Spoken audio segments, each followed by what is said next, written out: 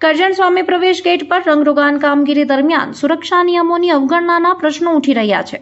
વડોદરા જિલ્લાના કરજણ શહેરમાં national highway 48 નજીક આવેલા જૂના બજાર વિસ્તારના સ્વામી પ્રવેશ ગેટ પર રંગરોગાન કરવાની કામગીરી હાથ ધરવામાં આવી છે।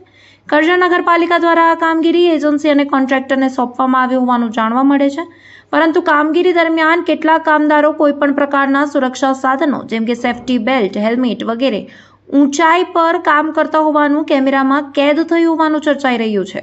જાહેર સ્થળે અને ઊંચાઈ પર કરવામાં આવતી આવી કામગીરીમાં સુરક્ષા નિયમોનું પાલન અનિવાર્ય માનવામાં આવે છે।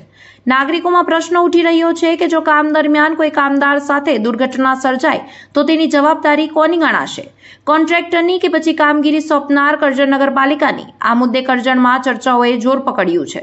નાગરિકો દ્વારા માંગ ઉઠી રહી છે કે કરજણ નગરપાલિકાના ચીફ ઓફિસર આ મામલે તપાસ કરાવી સુરક્ષા નિયમોના ભંગ બદલ જવાબદાર કોન્ટ્રાક્ટર સામે યોગ્ય કાયદેસરની કાર્યવાહી કરે અને ભવિષ્યમાં આવી બેદરકારી ન બને તેની ખાતરી કરે। રિપોર્ટર મનોજ દરજી, કરજણ।